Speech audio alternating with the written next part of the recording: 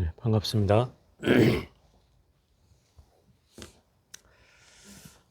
전번 시간에 말씀드린 것처럼 오늘은 유마경을 총정리하는 시간을 가져보겠습니다. 근 1년 반 동안 거의 3철 동안 진행된 유마경 이 수업이 뭐 좀 지루했는지는 모르겠는데 어느덧 3철이 흘러서 이제 유마경을 회양하는 이 시간에 왔습니다. 어쨌든 이 1년 반 동안 했던 거를 제가 짧은 시간 안에 정리를 해볼 테니까 뭐 잘 끝날지는 모르겠지만 여러분들이 잘 한번 기억을 더듬어 보면서 이 유마경을 정리했으면 좋겠습니다. 이 유마경은 경전이란 이름이 붙어 있는 것 가운데는 유일하게 거사가 등장하는 경전이죠.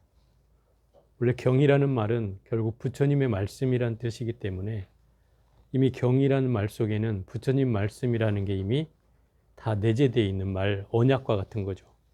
그래서 경전이란 말을 유마일 소설경에 붙인 것은 뭐 어떤 학자들은 경이라고 쓰지 말아야 된다, 그냥 이렇게 얘기하는 분도 있고, 또 후대로 올수록 이게 경이라고 붙어야 된다라고 얘기하는 분들도 있었어요. 왜냐하면 일단 경이라는 건 부처님 말씀이어야 되는데 유마일이 설한 가르침이기 때문에 이제 그렇게 얘기되는 논란의 여지는 있었죠. 어쨌든 그 인도에는 유마경, 중국에는 육조단경이라는 게 있어요. 육조단경은 바로 육조 해능 스님의 그 어록이죠, 어록. 그게 육조단경이거든요. 그런데 이 육조단경에도 경이라는 이름이 붙어 있단 말이에요. 어쨌든 중국 사람들한테는 이 육조 해능 대사가 부처님의 버금가는 그런 성인의 가르침이기 때문에 육조단경이라고 붙였다, 이렇게 볼 수 있고, 유마경도 또한 그 동방묘의 세계에서 원력으로 환생하셔가지고 중생을 제도하겠다는 의미로 방편으로 거사로 환생했다, 이 소리예요. 스님으로 태어난 게 아니고 또 부처님으로 태어난 게 아니고 거사로서 환생했다. 그 얘기는 결국 중생들에게 좀 더 쉽고 편안하고 또 어려운 존재가 아닌 이웃집의 아저씨 같은 그런 느낌으로 이 유마의 출현은 볼 수 있다. 방편품에서도 그런 얘기를 하고 있거든요. 그렇기 때문에 어쨌든 유마경이라고 하는 경전은 이제 그런 의미를 갖는다. 이게 원래 비말라 끼르띠라는 이름에서 이 유마일 소설경은 출발했고, 그걸 뭐 또 다른 이름으로는 정명경, 또 설무구칭경이라고 해서 정명경은 청정한 이름이라는 뜻이에요. 유마일이 비말라 끼르띠에서 옮겨온 말인데 그 말의 뜻이 청정한 이름이라는 뜻이다, 이 말이에요. 그래서 정명경이라고도 하고 현장 스님은 이거를 무구칭경이라고 했다. 무구라는 건 더러움이 없는 이런 뜻이잖아요. 더러움이 없는 걸로 불리는, 비말라 끼르띠가 청정한 이름으로 불렸다, 이 말이죠. 그런 뜻으로 이 다른 이름으로 쓰이기도 했다. 그리고 총 상중하 3권으로 되어 있고, 상권에는 4품이 있고, 중권에는 5품이 있고, 하권에는 또 5품이 있다. 그래서 총 14품으로 이루어져 있고, 우리가 3철에 걸쳐서 이 상중하를 지금 거의 마무리하는 단계에 와 있다, 이런 거죠. 우선 내용으로 들어가 보면 여러분 기억이 나실지 모르겠는데 상권의 제일 첫째 품이 불국품이라는 거예요. 불국품은 불국토, 불교에서 말하는 이상세계가 불국토잖아요. 그 불국토, 또 다른 말로 하면 정토라고 하는 그 세계가 우리가 경전에 나와 있는 대로 하면 서방 세계 10만억 국토를 지나서 아미타불이 현존하고 계시는 그곳이 우리는 서방 세계라고 알고 있잖아요. 근데 여기에서는 바로 정토와 예토의 구분이 지역의 서방 세계를 지나서 있는 그런 정토가 아니라 바로 내 마음에 따라서 정토가 있다는 거죠. 마음이 잘못된 생각이나 그릇된 생각을 일으키면 그 자리가 바로 예토이고, 마음에 청정한 생각, 깨끗한 생각을 일으키면 그 자리가 바로 정토다. 이것을 일러서 유심정토라고 하죠. 그래서 이 불국본매는 가장 유명한 구절이 일심 청정하면 국토 청정이라, 이런 말이 있거든요. 내 마음이 청정해지면 국토가 청정해진다, 이 소리예요. 그러면 내 마음이 청정해지는 것이 있었에 따라서 이미 불국토가 예견돼 있다, 이런 거죠. 그럼 결국은 이 유마가 얘기한 불국토는 어디 이상세계가 따로 있는 것이 아니라 결국 내 마음 한 자락 일으킨 곳에 바로 예토와 정토가 나눠진다. 청정한 마음을 일으키면 바로 그 자리가 정토이고, 내가 더러운 마음을 일으키면 그 자리가 바로 예토이다 라고 얘기하고 있다는 거죠. 그래서 이것을 이제 유심정토라고 하는데, 바로 이 불국토는 거기에서 출발한다는 거죠.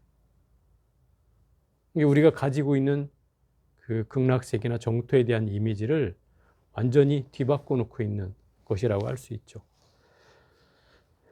두 번째는 이제 이 방편품이라는 건데요. 이 방편품에서는 그 유마거사가 거사로 등장해서 병을 앓는다고, 꾀병을 앓는다고 얘기를 하면서 부처님의 제자들을 깨어내죠. 사실은 부처님이 문병을 와주기를 바랬지만 부처님은 제자를 차례차례 보냈어요. 왜 유마거사는 그런 방편을 보였을까? 이것이 유마경의 그 존재 이유예요. 그 중생들에게 또는 제자들에게 또는 보살들에게 결국 얘기해 주고자 하는 그 말이 이 방편품을 통해서 시작된다는 거죠. 그래서 이 방편품에서는 지혜를 어머니로 하고 방편을 아버지로 한다, 이렇게 얘기를 하거든요. 그 지혜와 방편이라는 것은 다른 말로 하면 지혜와 자비를 라고 얘기할 수 있어요.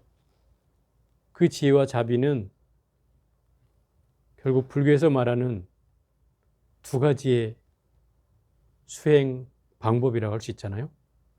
흔히 부처님이 말하는 상고보리야 화중생, 위로는 깨달음을 구하고 아래는 중생을 제도한다는 지혜와 자비의 다른 이름인 이 내용이, 예를 들어서 어떤 사람들은 지혜와 자비가 부처님이 구족하신 분이라고 얘기하잖아요.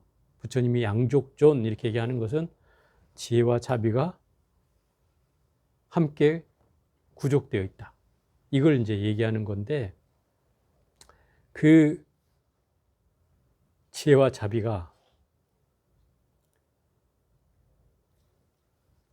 예를 들어서 따로 구분된 것이 아니라 이 지혜와 자비는 둘이면서 하나이고 결코 둘이 될 수 없는 것이다, 이 말이에요.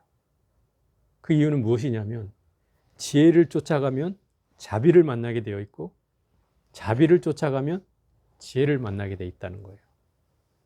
그래서 둘이면서 하나이고 하나이면서 둘인 경우다, 이 말이죠. 불교는 희한하게도 여러 가지를 다 할 필요가 없어요. 지혜를 쫓든 자비를 쫓든 한 가지만 쫓으면 돼요.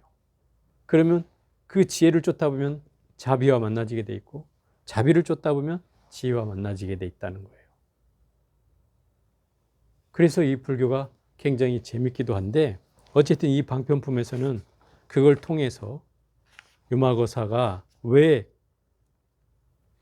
이 사바세계에 놔두어서 병을 핑계로 이들을 오게 하는지를 이제 설명해 놓는 부분이에요. 이제 세 번째가 제자품이라는 거죠. 이 제자품은 뭐 이름에서 알겠지만 10대 제자가 등장하죠. 부처님이 병이 났다는 유마거사의 말을 듣고, 뭐 말을 들은 건 아니죠. 이미 해안으로 보시고 아셨어요. 이미 유마거사가 일으킨 생각을 부처님은 읽었어요. 그래서 제자를 보내죠.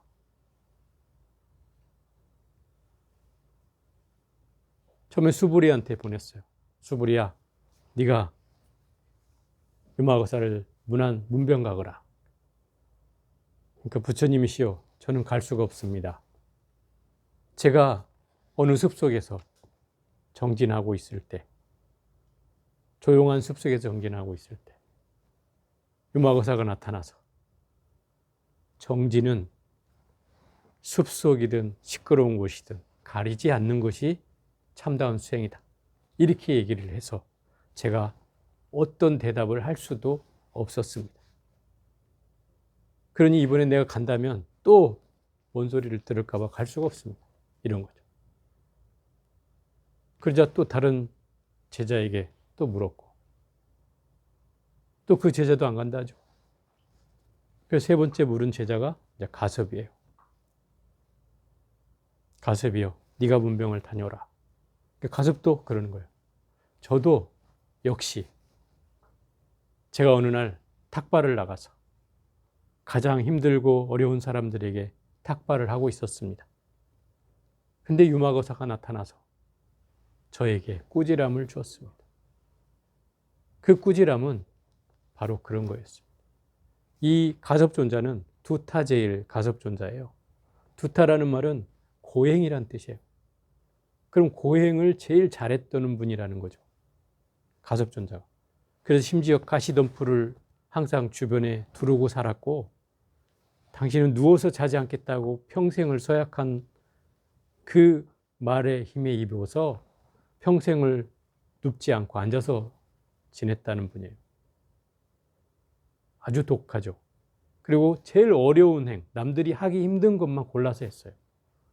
그래서 이 탁발조차도 제일 가난한 집만 찾아다닌 거예요. 그 가난한 집만 왜 찾아다녔겠어요? 저 가난한 사람들은 심지어 그 보시할 아무것도 가지고 있지 않다. 그럼에도 불구하고 저들에게 공덕이라도 조금이라도 지게 해서 다음 생에 저런 과보를 또 받지 않도록 하려는 그런 의도였죠. 근데 그때 유마거사가 나타나서 이러는 거죠. 공양은 평등해야 한다. 너는 이미 가난한 자에 대한 상을 가졌다는 거죠. 그죠? 부처님은 이미 빈부의 차별이 없는 걸 얘기한다. 근데 너는 이미 거기에 걸려 있다. 그게 무슨 공양이냐, 이렇게 얘기해요. 그래서 자기도 아무 말도 하지 못했다는 거죠. 이렇게 10대 제자들이 다 한 가지씩 이유를 대면서 못 가겠다고 얘기를 하는 거죠. 그러자 이제 네 번째 장이 바로 보살품이에요. 이제 보살들이 등장하죠. 제자들이 못 가겠다고 하니까 부처님이 이제 미륵보살한테 얘기해요. 미륵이요, 네가 다녀오라. 미륵도 못 가겠다고 하죠.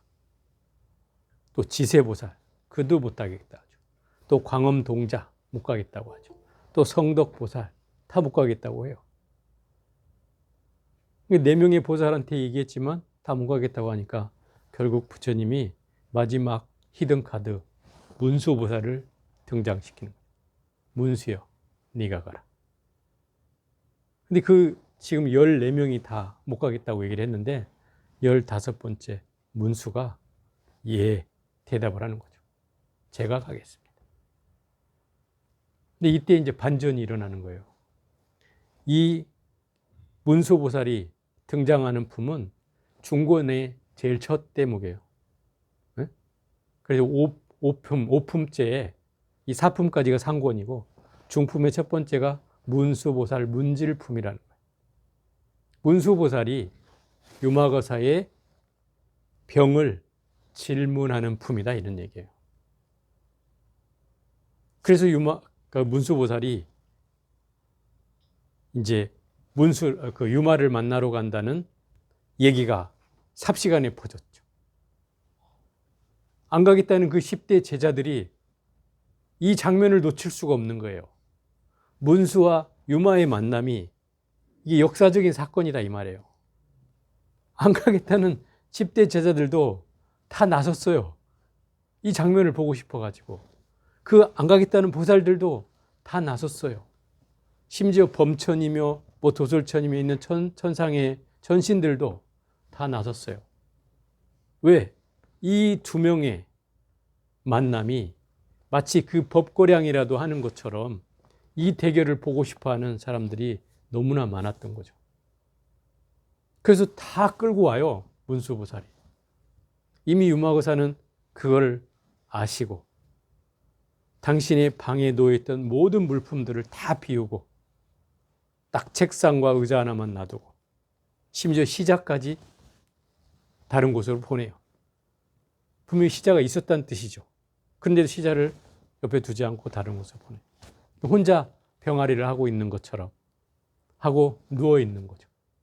그러니까 픽션이 대단한 거예요. 이게 막 영화로만 들어도 재밌다니까. 그래가지고 이런 상황이 연출되니까 문수가 등장해서 왜 이 텅텅 비어있는 이곳에 있습니까? 이렇게 물으니까 본래 보살은 텅 비어있는 곳이다. 또 법문을 하는 거예요. 그걸 하기 위해서 이 장치가 이제 필요했던 거죠. 물론 이거부터 질문한 건 아니지만 이건 중간에 나오는 질문이고 제일 첫 번째 질문은 어찌하여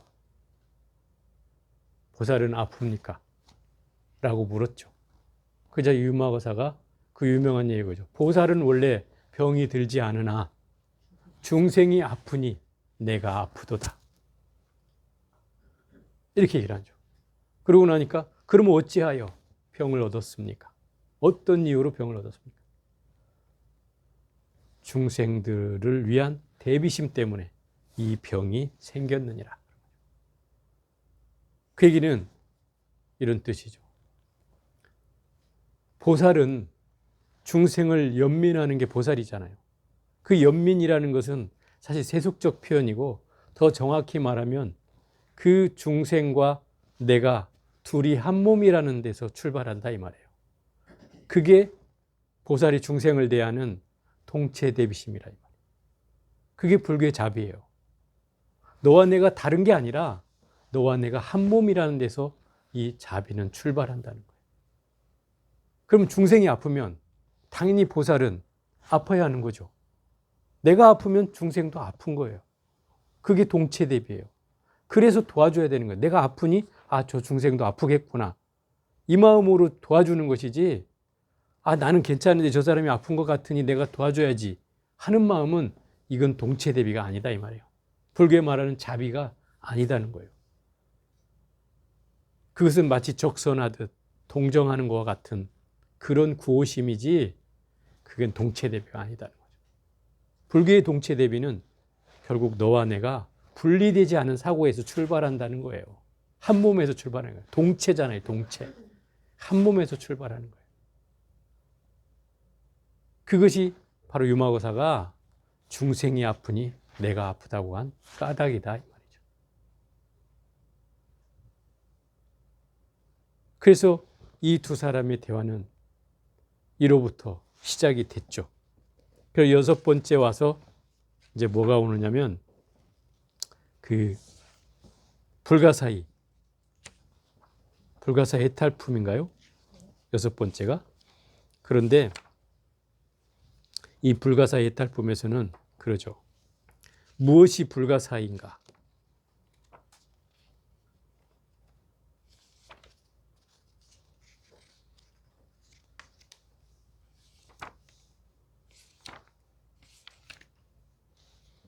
부사의품이군요. 부사의품. 생각으로 헤아릴 수 없는 품이 이 부사의품인데 무엇이 불가사의인가? 이걸 설명하고 있어요. 불가사의란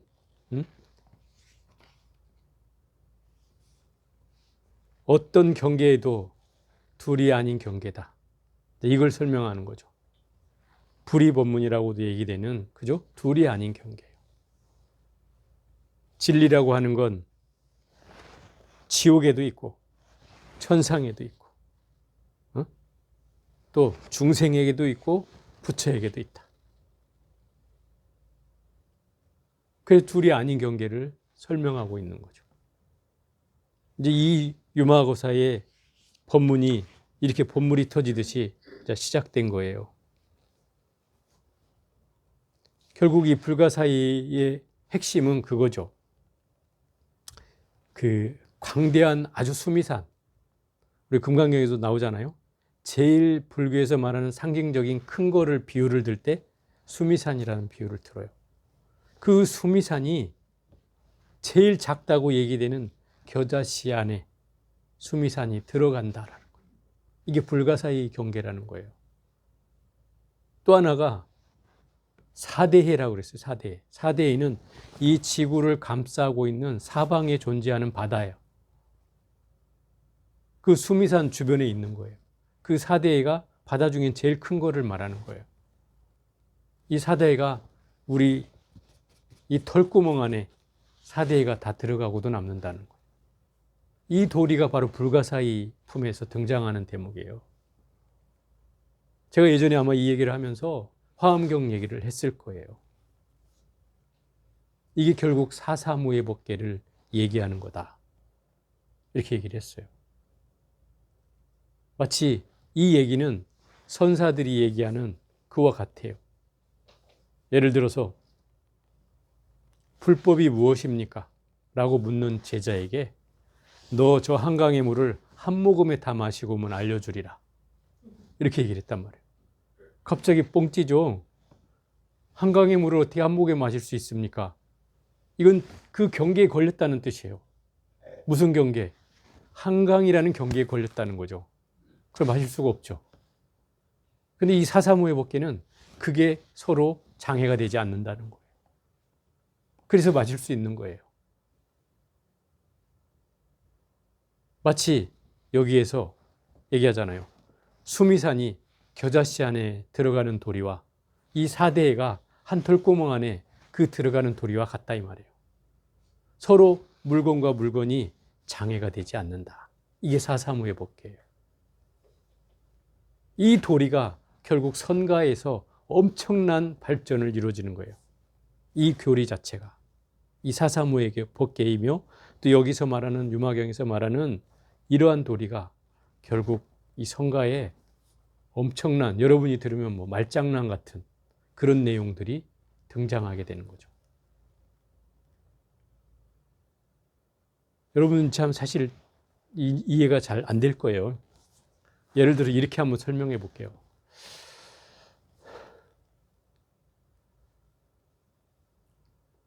제가 이제 축구를 좀 좋아하니까 축구를 예를 들어서 저 영국에서 제일 요새 스타된 손흥민이 있잖아요.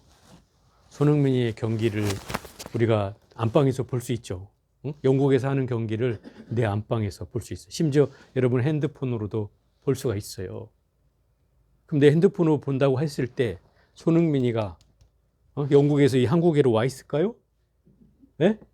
내 화면을 보고 있어야 영국에서 여기까지 왔을까요? 아니죠. 걔는 영국에서 경기하고 있을 뿐이죠. 그런데 나는 지금 이 화면 안에 걔를 잡아다 놓고 보고 있다 이 말이에요. 그죠? 그러면 이 조그만 휴대폰 안에 그 큰 놈이 여기 들어올 수 있어요? 못 들어오죠. 실제로는 못 들어오는 거예요. 그런데 우리는 버젓이 보고 있어요. 거기에 수많은 경기장에서 응원하는 사람들까지 한목에 다 보고 있어요. 어찌 이게 가능하냐 이 말이에요. 이런 도리를 사사무의 법계라고 한다 이 말이에요. 이해가 돼요? 그런 걸 말하는 거예요. 실제로는 우리한테 들어올 수 없지만 그 크기로 보면은, 그죠? 크기의 경계에 걸렸다면 우리는 볼 수 없죠. 근데 이 휴대폰 안에 그게 다 담긴다는 거예요. 심지어 영국의 현지에서 열심히 경계하고 있는 내용이 나는 휴대폰에 내 앞에서 이 한국 땅에서 보고 있다는 거예요. 이게 사사모의 법계라는 거죠. 이렇게 하면 조금 이해는 될런가 모르겠어요. 그러니 한강의 물을 내가 한 목에 마신다? 가능하다는 거예요.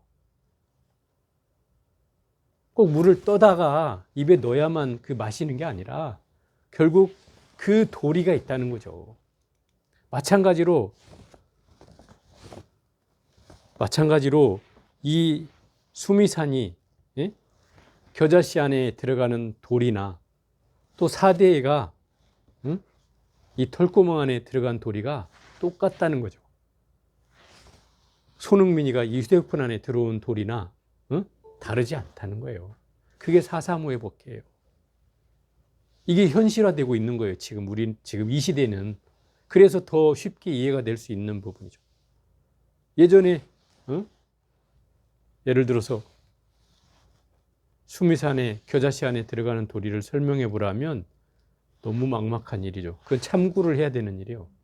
좌북에 앉아서 이 도리는 뭘꼬 어찌하여 수미산이 겨자씨 안에 들어간다고 얘기하는 거라고 화두를 들듯이 참고해서 수십 년을 해야 알 수 있을지 모를 정도다 이 말이에요.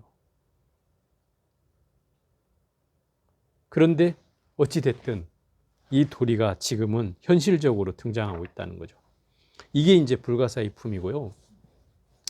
이제 이 중품 가운데 7번째 그 관중생품이라는 게 있어요. 중생을 어떻게 보아야 하는가? 보살은 중생을 어떻게 보아야 하는가? 이 대목을 설명하고 있는 거예요. 근데 여기에서 그런 내용이 있죠. 유마거사는 저 묘의 세계, 그죠? 아축불이 사는 묘의 세계에서 왔다 그랬어요. 학원에 나오는 거예요. 견 아축불품에 이제 등장하죠. 그 묘의 세계에서 왜 왔어요? 중생을 구제하겠다는 원력으로 탄생했다는 거예요. 그러면 이 유마거사는 중생을 당신과 한 몸으로 여기겠죠? 그게 동체대비니까요. 그렇게 시작하겠죠. 보살이니까.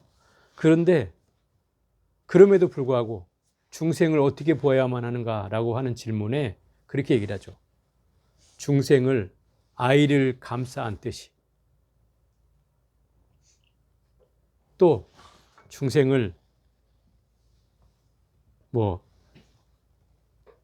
아지랭이처럼 또는 꼭두각시처럼 또는 물에 비친 달처럼 거울 속에 얼굴을 보는 것처럼 메아리처럼 구름처럼 파도처럼 거품처럼 이렇게 보아야 된다고 얘기하고 있어요. 이 얘기는 이런 거죠. 중생을 보되 그 중생에게 집착하지 않는 거예요. 참 말이 어려운 말이잖아요. 만약에 중생을 구제하려고 하면 보살이라곤 예민한 마음을 가져야 되잖아요.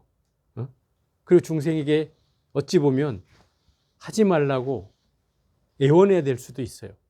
마치 지장보살처럼 저 지옥 문전 앞에서 제발 여기 오지 마라. 여기는 힘들고 험난한 곳이다. 여기 오면 나가기도 힘들다. 오지 마라. 이렇게 마치 얘기하는 것처럼 들리는 그 지장보살의 원력이 있다면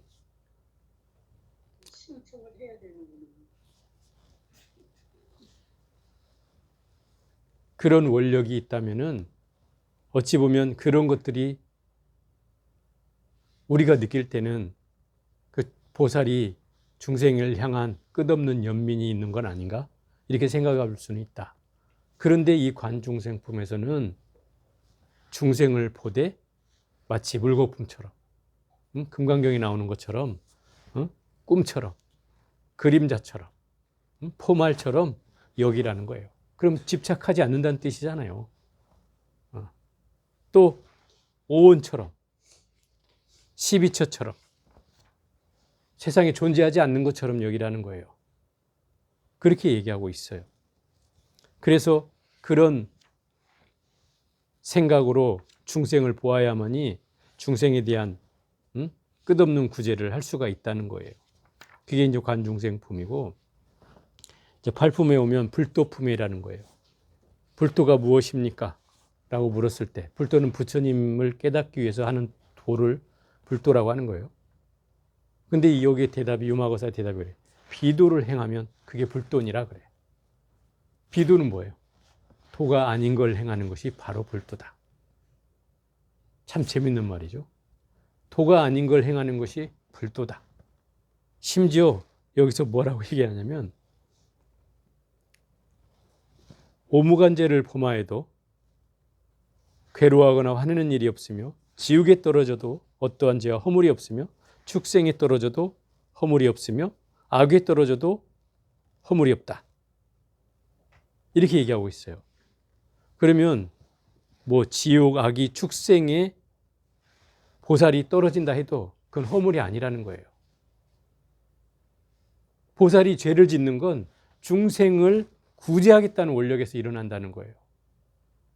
그러니까 그건 죄가 되지 않는다는 거예요. 그러면 그건 어찌 보면 방편인 거죠. 그죠? 중생이 사람을 죽여도, 아니 보살이 사람을 죽여도 그것은 죄가 되지 않는다. 이렇게 얘기할 수 있는 거예요. 이렇게 말하니까 되게 극단적이라고 얘기할 수도 있는데, 결국 보살의 원력 앞에서는 어떠한 것도 방편이 될 수 있다는 거예요. 심지어 지옥에 들어가는 일도, 악의 세계에 떨어지는 일도, 축생에 떨어지는 일도 보살은 다 원해서 가잖아요. 그죠? 마치 지장보살이 지옥문전 앞에서 여기에 오지 말라고 애원을 하면서 거기에 있는 것처럼, 그죠? 지옥문전 앞에 있단 말이에요. 당신의 깨달음을 미룬 채 지장보살은 그 지옥 중생들을 구제하겠다는 마음으로 있다는 거죠. 그게 바로 이 불도품에서 얘기하는 도에 대한 내용이에요. 이제 여기서 중권의 마지막 하이라이트는 이 불의법문품 제9품이 등장하죠. 그 불의법문의 핵심이 이제 여기에서 설해져요. 불의법문은 둘이 아닌 경계를 설명하는 걸 불의법문이라고 해요. 여기에 이제 32명의 보살이 등장하고, 그 32명의 보살이 각기 자기의 전공을 살려서 불의법문을 한마디씩 해요. 그런데 이 32번째 보살이 바로 문수보살이에요. 그 문수보살이 이 32명의 불의법문을 들으면서 당신도 마지막 불의법문을 토하죠. 이것은 더 이상 말로서는 설명할 수 없는 경계까지 문수보살은 설했어요. 자, 그리고 나서 유마한테 던지는 거죠. 이미 말로서는 다 끝났어. 자, 너도 한번 얘기해봐. 이런 의미로 유마거사한테 얘기를 하자 유마거사는 고요히 앉아서 침묵할 뿐이었어요. 그때 이 문수보살이 무릎을 치는 거예요.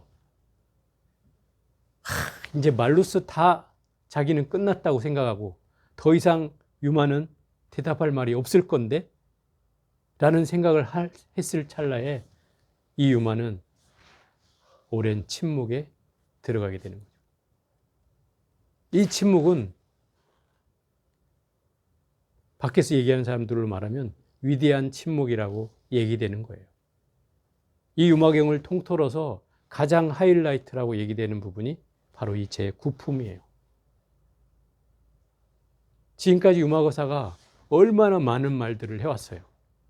그죠? 제자와 보살들을 말로서 다 일깨우고 깨트리고, 그죠?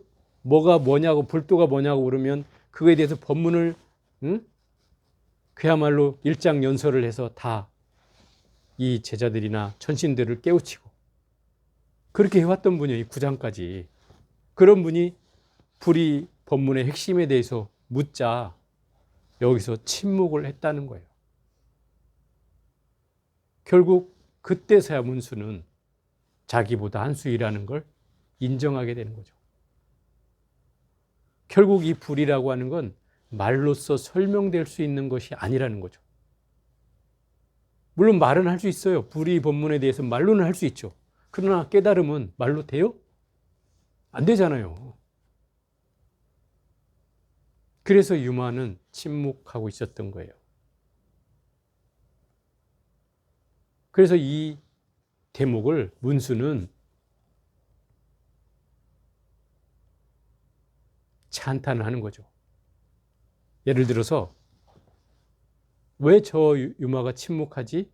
라고 몰랐다면 그 유마의 침묵은 빛나지 않았겠죠. 그런데 이 문수는 침묵하는 유마에게 찬탄을 합니다. 더 이상 할 수 없는 불의법문을 지금 설하고 계신다. 말 없는 말로써 설하고 계신다. 이렇게 얘기할 정도죠. 그러다 보니까 그 침묵은 더욱더 빛이 나게 되는 거예요.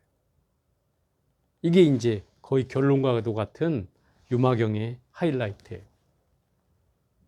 이게 이제 2장, 이 중권이 끝나고 그 다음에 이제 우리가 이번 차례 공부했던 이제 학원이 등장하는 거예요. 이 학원에는 어렵진 않은 장이죠. 쉽게 했어요. 우리도 10주 안에 이걸 마쳤으니까.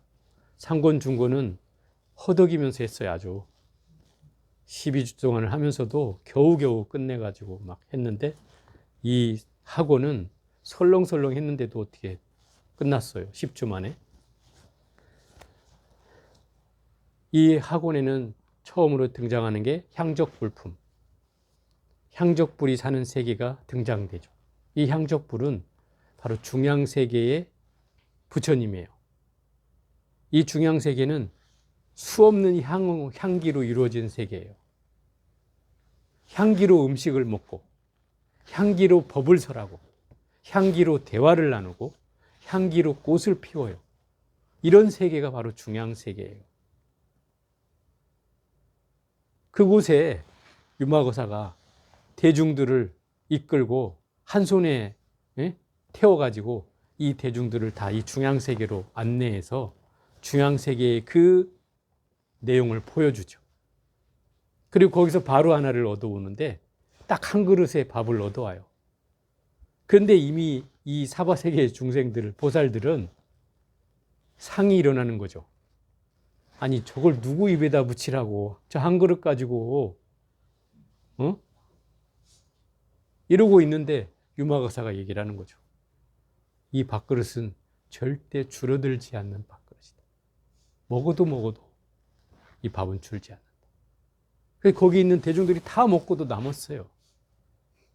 그런데 그걸 먹은 사람들은 그 향기가 소화될 때까지 나는 거예요. 그래서 그 향기를 입은 사람들의 냄새를 맡은 이 안한존자가 부처님이시여, 이 향기는 어디에서 온 것입니까? 이렇게 묻는 거죠. 부처님이 거기서 이제 얘기를 해주는 거예요. 이 향기는 이 중향세계에서 온 것이다. 여기 대중들은 가서 그 향기로운 음식을 먹었기 때문에 그 소화시키는 동안에 이 냄새가 지금도 퍼져 있는 이유다. 언제까지 납니까? 이렇게. 이 음식이 소화되는 기간이 아마 7일이 걸린다. 그동안 날 것이다. 이렇게 얘기를 하는 거죠. 우리 음식 먹으면 거의 하루면 한 끼면 다 소화되죠? 뭐 정확히 말하면 하루 안에는 소화되잖아요. 거의. 그 뭐 하루에 한 번씩 변으로 나오니까. 그런데 7일 동안 소화가 된다는 거예요. 그러면 일주일에 한 번만 먹으면 되겠죠. 얼마나 좋아. 그러면 그죠? 그러니까 여러분들이 중앙세계에 태어나면 돼요. 중앙세계에 태어나면 돼. 물론 거기에 태어나기 쉽지는 않겠지만 여러분의 공덕이 작으면 태어나기 쉽지 않겠죠. 어찌됐든 이 향적불의 세계는 그런 세계를 보여줘요. 그리고 그 세계의 중생들이 부처님 세계, 석가모니가 사는 사바세계를 보고 싶다고 찾아온다 이 말이에요. 그래서 이 사바세계를 처음에는 얕잡아 봤어요. 왜?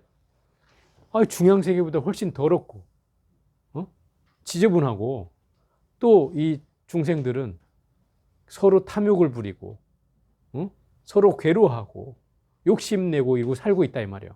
근데 중앙세계는 그런 세계가 아니에요. 서로가 양보하고 서로를 더 배려하고 그런 아름다운 세계이기 때문에 당연히 비교가 되겠죠. 그래서 그런 세계를 왜 여기는 이렇지?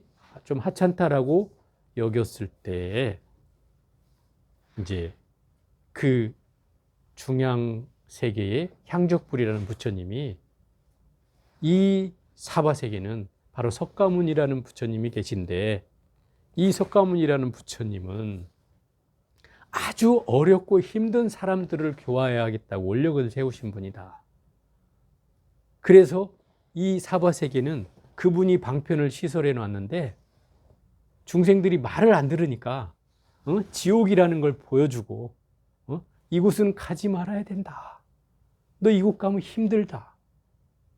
왜? 이 중생들은 말로 해서 안 들으니까 지장경에도 나오지만 가지 말라 해도 그 길을 가잖아. 중생들은 욕심내고 간단 말이에요. 근데 그런 중생들에게 너 잘못하면 지옥에 가? 라고 그 지옥의 경계를 보여줘야 아, 나 저기 가기 싫어. 그래서 절대 짓지 말아야지라는 생각을 일으키게 한다는 거죠.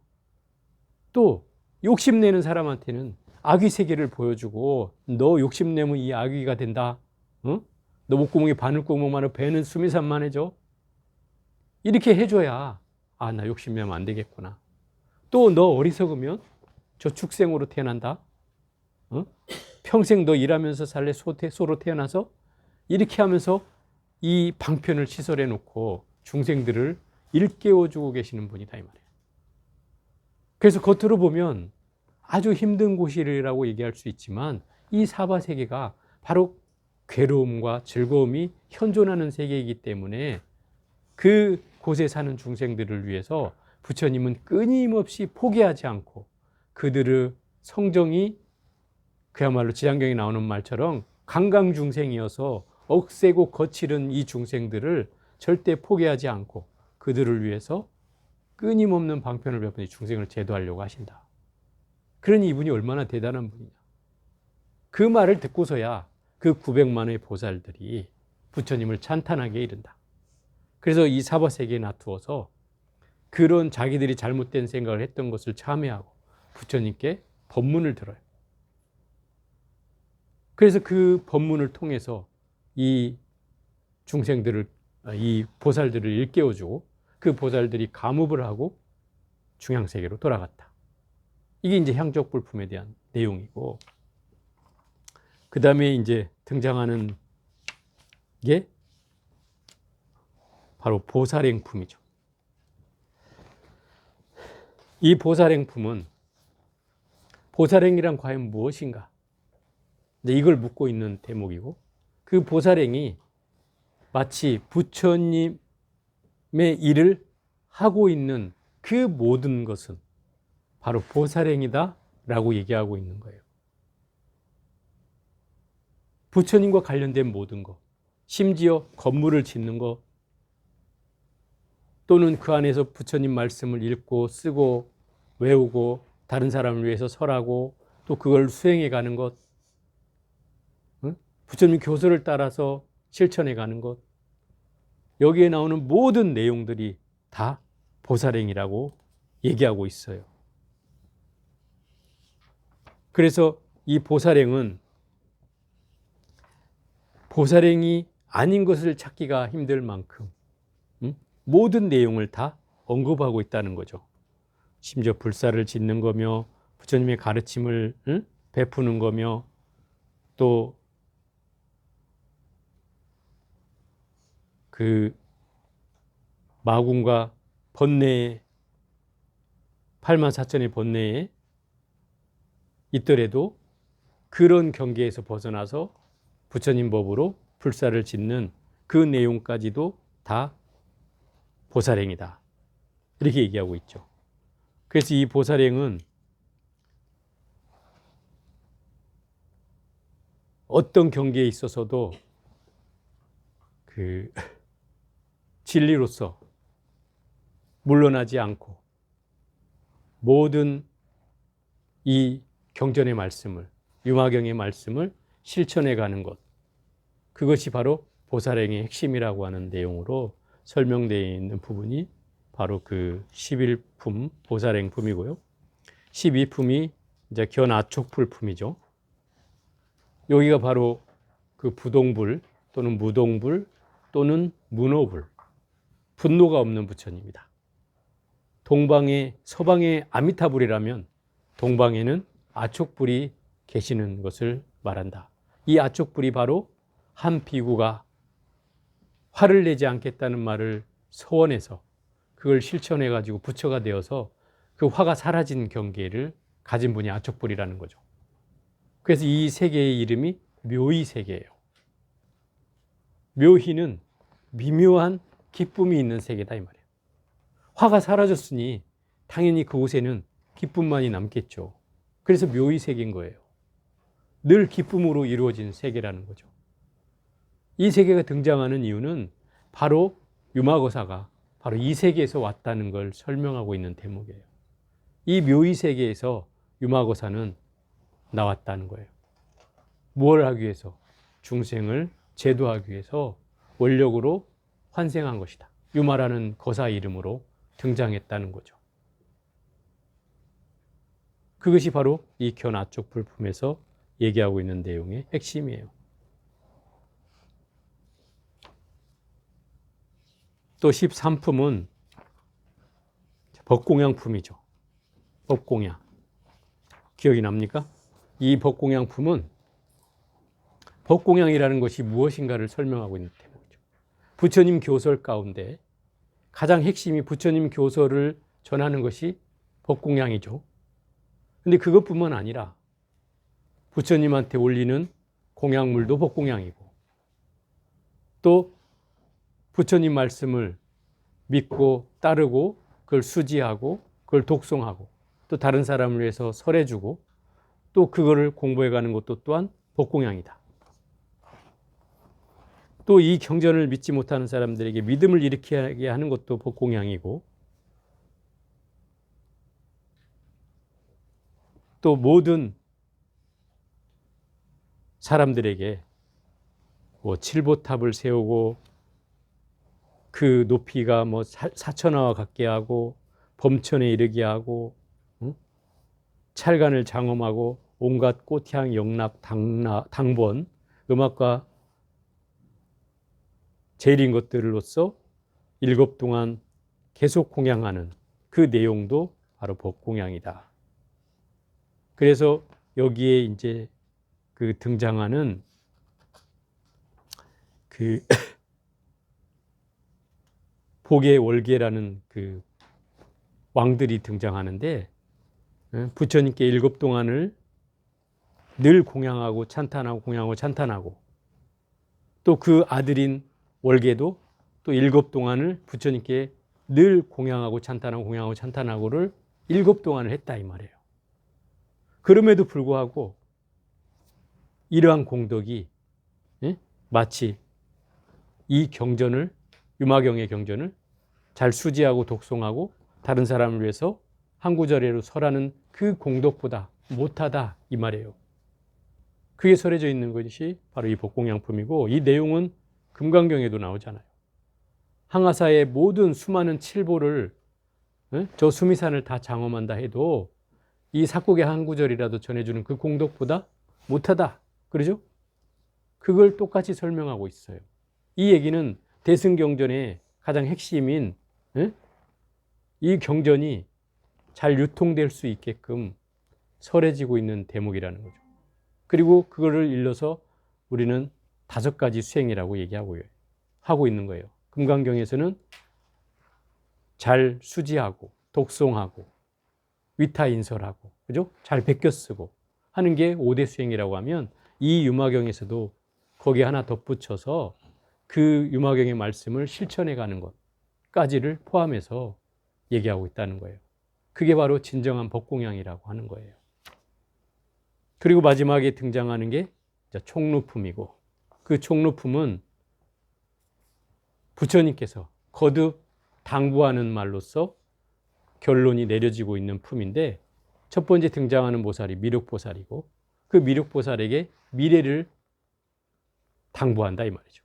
왜 미륵보살이 등장하는가? 그것은 이미 부처님 당대보다 부처님 다음 세상이 미륵보살의 세상이니 이 유마경의 내용이 미륵불 시대에도 끝나지 않고 거기에도 유마경의 내용이 설해지기를 발언하는 내용이다 이 말이에요. 그걸 보면은 모든 부처님 시대마다 이 팔만대장경의 가르침의 내용이 크게 다르지 않게 설해져 왔다는 뜻이고, 또 바꿔서 얘기하면 부처님, 어떤 부처님이든 간에 부처님이 탄생지 어디예요? 룸빈이잖아요. 그 룸빈이 주변에서 모든 부처님들이 태어났다는 거예요. 또 부처님의 성도지 보드가야 주변에서 모든 부처님들이 다 그곳 주변에서 깨달았어요. 똑같은 장소는 아니지만 다 그 주변이에요. 또 부처님이 처음 설법한 사르나트 녹야원도 그 주변의 모든 부처님들이 처음으로 설법한 장소가 있어요. 모든 부처님들이. 또 열반지도 부처님이 열반하신 곳에도 구시나가르잖아요. 부처님이 이렇게 얘기를 해요. 왜 이 작고 힘든 작고 초라한 곳에서 열반에 드시려고 하십니까? 라고 물으니까 부처님이 그래요. 그런 소리 하지 말아라. 안 하나 이곳은 옛날에 어느 부처님 시대에는 제일 번성한 곳이었느니라. 그 모든 부처님들이 다 이곳에서 돌아가셨기 때문에 나도 또한 이 구시나가에서 열반에 들리라. 이렇게 얘기하는 거예요. 그 얘기는 결국 부처님이 열반한 곳 주변에서 모든 부처님들도 또한 같이 열반을 했다는 거예요. 우리가 그 장소를 증명하지 못할 뿐이지 정작 부처님 탄생지 주변에는 있잖아요. 부처님 탄생, 다른 부처님의 탄생지들이. 이제 그런 것처럼 대동소이하게 모든 부처님 시대마다 똑같이 그 역사가 되풀이 됐다는 뜻이에요. 이게. 그럼 부처님의 경전도 어떻겠어요? 크게 다르지 않게 전승되어서 전해질 거라는 거죠. 또 여기서 말하는 총루품에서 등장하는 이 미륵불에 대한 내용도 결국 미래세에도 결국 이 유마경의 가르침이 계속 전승될 것이라는 것을 이 부처님은 이 거듭 당부하는 것을 통해서 이걸 증명하고 있다라고 생각이 들어요. 결국 이 유마경은 이 장구한 세철 동안의 역사를 제가 지금 한 1시간도 안 되는 시간으로 여러분들한테 얘기를 하고 있는데, 저는 이 유마경이 가져다 준 가장 큰 공덕은 제 눈을 뜨게 해줬다는 거예요. 그 눈을 뜨게 해줬다는 것은 이런 얘기예요. 불교를 바라보는 안목이 내가 그간에 너무 좁았구나라는 것을 깨닫게 해준 경전이에요. 이 유마경이. 그래서 마치 나의 안목이 좀 확장된 듯한 그런 느낌을 갖는 경전이 저는 유마경이라고 생각이 들어요. 그래서 이 유마경을 통해서 저의 짧은 식견을 가감없이 여러분한테 드러낼 수 있었고, 또 그걸 통해서 저의 그 깊이도 더해졌고 안목도 좀 확장된 그런 공덕이 있지 않았나 생각을 해봐요. 어쨌든 여러분들은 어쩌셨는지 모르겠어요. 어쨌든 이 세철 동안 유마경의 가르침을 같이 공부해 볼 수 있어서 너무 즐거운 시간이었습니다. 오늘은 여기까지 해보도록 하겠습니다. 수고들 하셨습니다.